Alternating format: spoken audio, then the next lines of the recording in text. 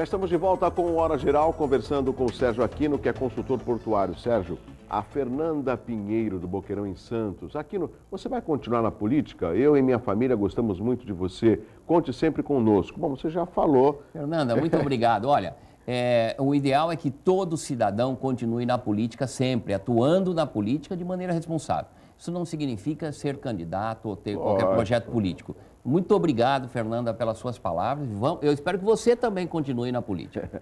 O Marcos Lima, de Itararé, em São Vicente, o que você pode falar sobre o VLT na Baixada Santista? Vai dar certo? E o túnel Santos-Guarujá? O VLT ele é um sistema de transporte troncal, né, para poder fazer a junção, porque o transporte coletivo ele deve juntar vários tipos de modalidade.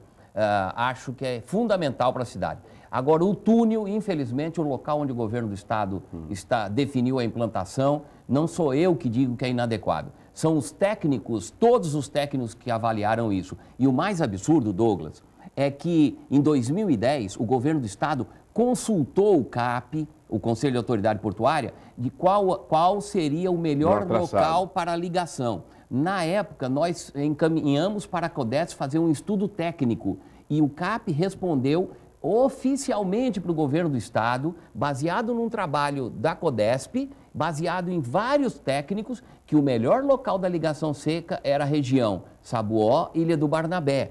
Esta ligação, inclusive, foi objeto até de um projeto que a Ecovias fez, de uma ponte. Aquele projeto, na época, foi baseado nesse trabalho técnico. Estranhamente, depois de consultar, o governo do estado resolveu fazer no meio do canal. Se este túnel for permitido transitar caminhão, vai atrair, no mínimo, 7.000 caminhões por dia para dentro da cidade de Santos, para a Avenida Perimetral no Porto.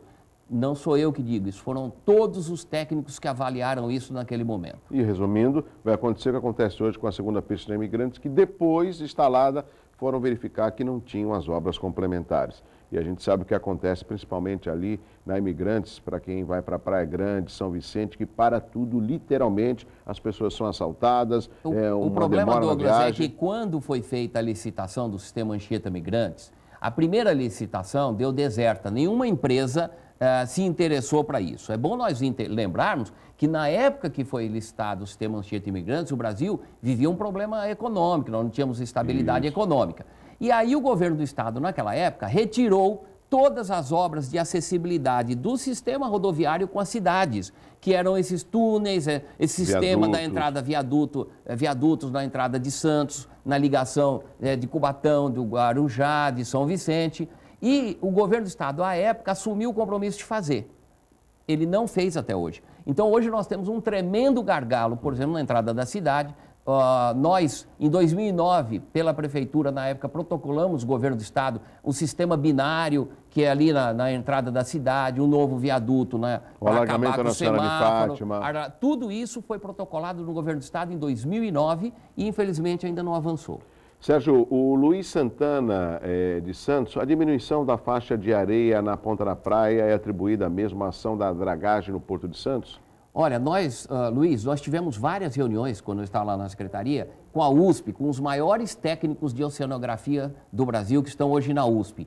Nem eles conseguiram atestar isso. Eles acham que o problema pode ter alguma correlação com a dragagem de aprofundamento que aconteceu na década de 90 e não nesta agora, que aquela época é que pode ter havido um impacto. Mas, por outro lado, também existe hoje um fenômeno de recuperação de áreas que o mar está fazendo praticamente em toda a costa brasileira. Se você for verificar, nas principais cidades do país, nós estamos tendo essa mutação, esta flutuação. Exato. Agora, é fundamental que seja feito ali na ponta da praia um avanço de um enrocamento que é chamado guia corrente.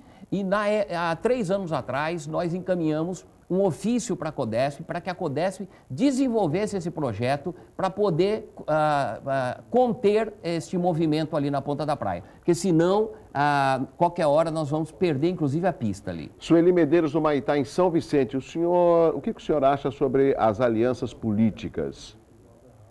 Eu acho que qualquer aliança política, ela existe em qualquer país. O que nós precisamos ter é coerência nas alianças. Eu acho que os partidos no Brasil precisam recuperar coerência e princípio e parar, às vezes até com, desculpe o termo, com a prostituição de alianças onde os princípios que os partidos defendiam são jogados no lixo. A Marta Panucci, da Vila Nova em Santos, qual a avaliação que o senhor faz da administração do prefeito Paulo Alexandre? Acho que está indo muito bem, ele está dando andamento e aperfeiçoando planos que estavam aí, está fazendo uma boa ligação governo do estado e governo federal. Às vezes que eu me encontrei com ele, tive um diálogo muito positivo. Eu acho que está sendo muito positivo para a cidade. O Marcos Paulo Soares de Bertioga, depois das manifestações, falam-se de reformas políticas. O que o senhor acha que pode mudar? É aquilo que eu disse, as manifestações, elas precisam se transformar em ato efetivo na hora da votação. Foram muito bonitas aqueles movimentos, né? Meus filhos estiveram lá, me mandavam mensagens, tudo, e eu dizia para eles, parabéns, filhos, vocês estão tendo uma oportunidade que eu, na minha idade de jovem, não pude fazer. Quando eu tinha a idade do meu filho, eu não podia sair na rua para fazer manifestação. Né, só que eu disse para eles, por favor, transformem isso em ação concreta no momento de votar.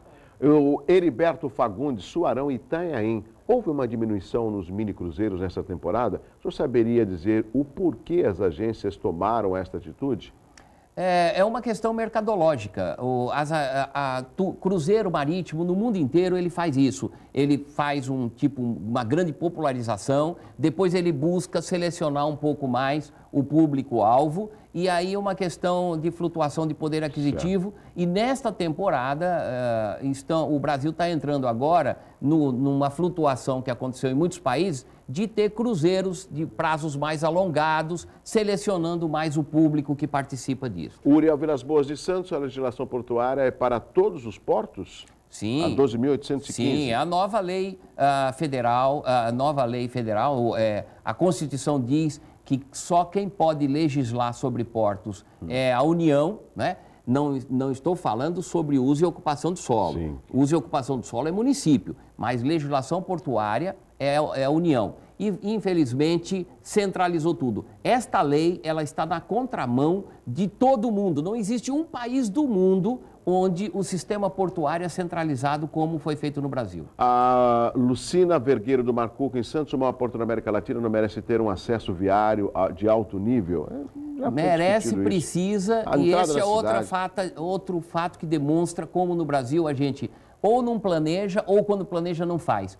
Estas perimetrais, esses acessos estão definidos desde 1998, tá? Desde 1998 está definido isso, perimetral, definido acesso, ligação seca lá na entrada da cidade, já era o indicativo.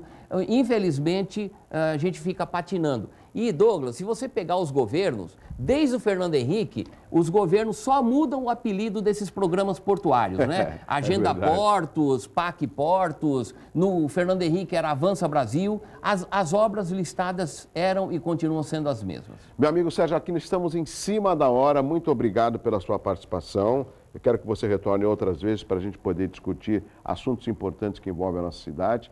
Que bom que você volta para a sua atividade portuária e que bom que você pode contribuir através do PMDB, dentro do PMDB, com a política da nossa região. Isso é importante, né? As pessoas, às vezes, algumas nascem só para criticar, outras, em vez de criticar, querem colaborar, querem participar de um processo que possa melhorar a nossa região. Eu queria terminar, como você disse, que hoje é o dia do músico, mandando um beijão pro meu filho, que é um grande músico, aprendeu a tocar tudo que a minha mãe tentou ensinar para mim, que eu não aprendi, e destacar dois músicos do sistema, um grande jornalista que atuou no Porto, Julinho Bittencourt, músico de primeira linha, e um grande portuário também, o William Maxwell, que é diretor lá da Rodrimar, na área de agência marítima e operação, que também é um músico de primeira mão e de uma banda de rock sensacional. Então, parabéns aos músicos todos nesse dia. Obrigado, meu amigo Sérgio Aquino. Bom, estaremos de volta segunda-feira a partir das 7 horas. E hoje tem a festa lá no Ilha Porchá, a partir das 18h30, né? É a festa do programa Direito e Cidadania do meu grande amigo Walter Luiz. Os convites você pode adquirir na OAB ou de Santos ou de São Vicente. Um abraço forte para você. Excelente final de semana e até segunda às 7. Tchau.